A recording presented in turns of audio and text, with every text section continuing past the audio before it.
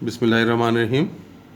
आज भी हम चैप्टर 9 को ही कंटिन्यू कर रहे हैं और उसकी फ़र्स्ट एक्सरसाइज को हम लास्ट टाइम भी कर रहे थे और उसके क्वेश्चंस हमने 12 तक अटेम्प्ट कर लिए थे। आज उसका नेक्स्ट क्वेश्चंस और ये क्वेश्चन नंबर 13 है जिसे हम अटेम्प्ट करेंगे।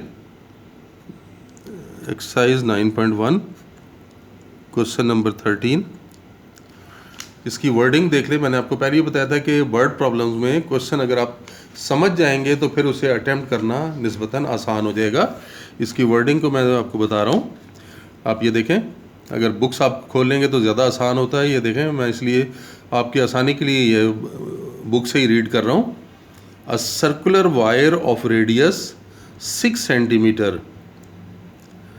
एक सर्कुलर वायर है और उसका रेडियस बता दिया गया है कि 6 सेंटीमीटर है।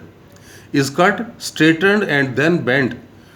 उस सर्कुलर वायर को काट लिया गया, काटने के बाद उसे सीधा कर लिया गया है और सीधा करने के बाद क्या हुआ है, and then bent so as to lie along the circumference of a hoop of radius 24 centimetre. और फिर एक बड़ी हूप के ऊपर, और बड़ी इसलिए मैं कह रहा हूँ कि ये देखें, पहले वाले का सर्कल का रेडियस था 6 सेंटीमीटर और इसका रेडियस है देखें 24 centimetre. Almost 4 times larger circle है ये। इस बड़े सर्कल के ऊपर उस जो स्ट्रेटन्ड वायर थी, सीधी जो वायर आपने की हुई थी, उसको इसके ऊपर लगाया। इस हूप के ऊपर जो है वो रखा जा रहा है। Find the measure of angle which it subtends at the centre of the hoop. इस हूप के सेंटर के ऊपर ये जो वायर आपने स्ट्रेट करके उसके ऊपर लगाई है वो कितना एंगल बनाएगी, ये क्वेश्चन है। क्वेश्चन की वर्डिंग समझ आ गई। अब देखें, इसको मैं यहाँ पे फिगर पे भी आपको शो करता हूँ कि अगर हम यहाँ पर लेते हैं कि ये है स्मॉलर सर्कल की हूप, ये स्मॉलर वायर, और इसका रेडियस बता दिया गया है 6 सेंटीमीटर। और आपको कहा गया है कि आपने इसको काट लेना है। काट के आप देखें इसकी लंबाई निकाल सकते हैं। जब आप सीधा कर लेंगे, इसे काट के, यहाँ से हमने काट लिया और फिर हमने इसे सीधा कर लिया, तो इसका क्या बनेगा, ये इसकी लंबाई किसके बराबर होगी, इसके सर्कमफ्रेंस के। तो यहाँ पे हम इसे लिख लेते हैं कि length of wire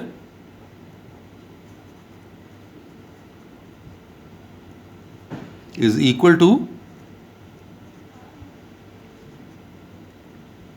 circumference of circle, तो which is equal to 2 pi are.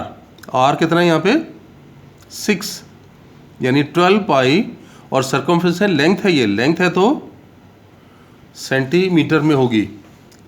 अब आप देखो कि हमने इसकी लेंथ तो निकाल ली। अब क्वेश्चन में ये कहा गया कि आपने इसे एक बड़े सर्कल के ऊपर, एक हूप के ऊपर, और उसका रेडियस है 24, उसके ऊपर रखना है। यानी ये रेडियस है 24 सेंटीमीटर का। हम यहाँ से शुरू करते हैं उस हूप को, इस हूप के ऊपर ये वायर को रखना। तो अगर हम यहाँ से वायर को अब हम इसके ऊपर रख रहे हैं, इस वायर को काट के सीधा किया, सीधा करने के बाद अब इसके ऊपर यहाँ रख रहे हैं, तो जाहिर है कि ये तो बहुत बड़ा सर्कल है, वायर छोटी है, तो यहाँ से फ़र्ज़ करें कि यहाँ आके वो वायर ख़त्म हो जाती है। ये वायर यहाँ से रखना शुरू किया और वो क्योंकि छोटी सी वायर थी, ये यहाँ पे आके ख़त्म हो गई। तो कह रहे हैं कि बताएं कि वायर इसके सेंटर के ऊपर कितना एंगल सबटेंड करेगी, ये पूछ रहा है कि ये थीटा कितना होगा। अब आप यहाँ पर देख सकते हो कि हमें ये लेंथ ऑफ वायर गिवन है। ये एल की वैल्यू ए से बी तक कितनी थी, ये हम निकाल चुके हैं। लेंथ ऑफ वायर 12 पाई, ये 12 पाई सेंटीमीटर थी। और आपको जो है वो क्या निकालना है, रेडियस भी गिवन है। अब आप यहाँ पे लिख लो कि आपको रेडियस गिवन है, R is 24 centimetres, L is 12 pi centimetres, और थीटा आपको चाहिए। तो थीटा ये रिक्वायरमेंट है। आपको पता है कि फार्मूला हमारे पास क्या था, L equals to R theta. तो यहाँ से अगर हम थीटा फाइंड करना चाहेंगे तो एल डिवाइडेड बाय आर। अब वैल्यूज़ दोनों की पुट कर दें। एल की वैल्यू 12 पाई है और आर की वैल्यू 24 है, तो ये कैंसिल होके कितना बन गया, π/2 रेडियंस। तो ये हमें यहाँ पे पता चल गया कि ये जो वायर है बड़े वाले हूप के ऊपर जब एंगल बनाएगी तो वो 90 डिग्री का बनेगा। π/2 मीन्स 90 डिग्री। तो इस तरह से ये क्वेश्चन कंप्लीट हुआ। नेक्स्ट क्वेश्चन की तरफ आते हैं। Question number 14।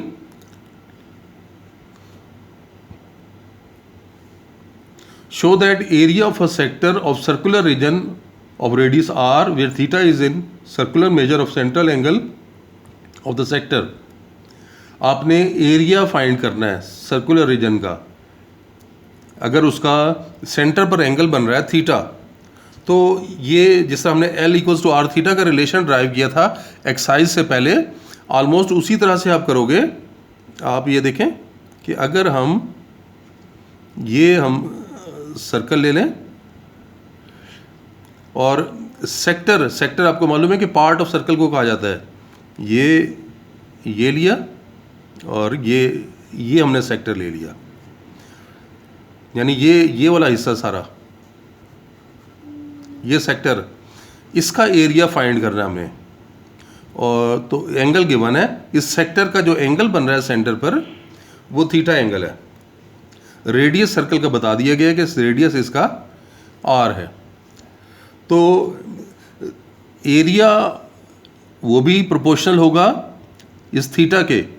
जितना ज़्यादा एंगल होगा उतना ही बड़ा सेक्टर बनेगा, जितना कम एंगल होगा उतना ही कम एरिया बनेगा।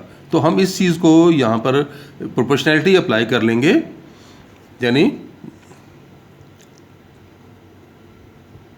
Area of sector is proportional to angle of sector। इसी तरह से अब अगर हम पूरे सर्कल के एरिया की बात करें,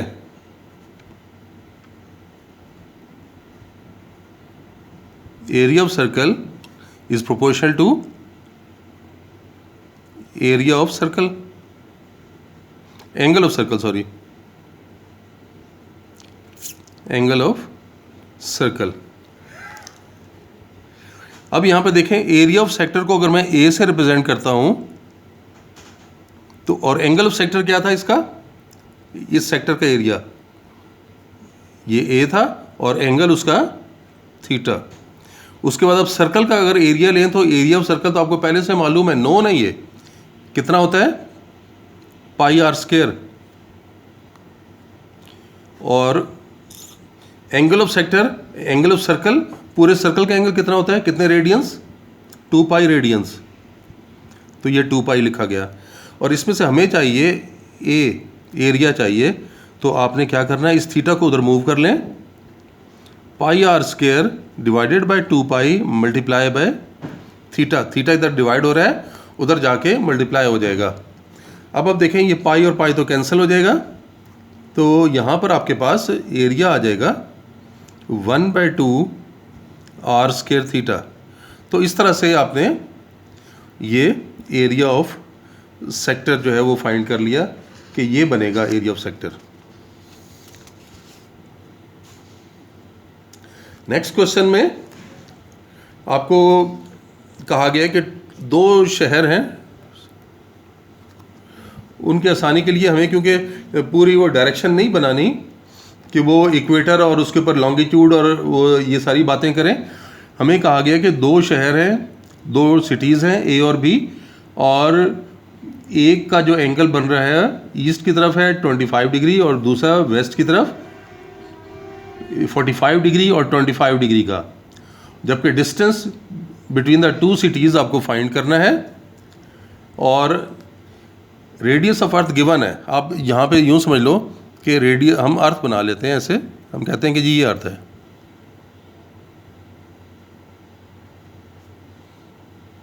आप यहाँ यूँ ऐसे समझ लो कि ये एक शहर यहाँ पर है और एक शहर यहाँ पर है, ये दो सिटीज़ हैं। एक का एंगल गिवन है 45 डिग्री और दूसरे का एंगल गिवन है 25 degree. Radius of earth given है, यानी ओ ए या ओ बी गिवन है, यानी रेडियस ऑफ अर्थ वो दिया हुआ है 6400 किलोमीटर्स। तो आपको ये गिवन है, तो दोनों जब सिटीज़ के दरमियान की बात करेंगे, उनके दरमियान डिस्टेंस कितना है, यहाँ से लेके यहाँ तक ये डिस्टेंस है, तो ये L की वैल्यू है, यानी आपको ये जो है ये फाइंड करना है। थीटा कितना हो गया, theta is actually 25 degree plus 45 degree, तो ये 70 डिग्री बना। अब 70 को कन्वर्ट कर लें, क्योंकि मैंने आपको पहले ही बताया हुआ है कि एंगल को आपको रेडियन में कन्वर्ट करना होता है, तो आप इसको कन्वर्ट करके लिख लें। तो थीटा हम लिखेंगे 70 मल्टीप्लाई बाय पाई बाय 180, तो ये बनेगा 70 मल्टीप्लाई बाय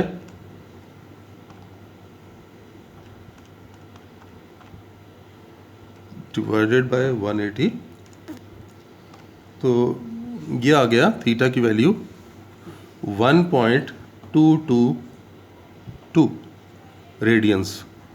अब आप देखें कि आपको रेडियस गिवन है और रेडियस ऑफ अर्थ जो था वो 6400 किलोमीटर्स है, तो अब L की वैल्यू फाइंड कर सकते हैं। L equals to R theta, R की जगह लिखेंगे 6400 और थीटा की वैल्यू 1.222, तो इसे मल्टीप्लाई कर लेते हैं,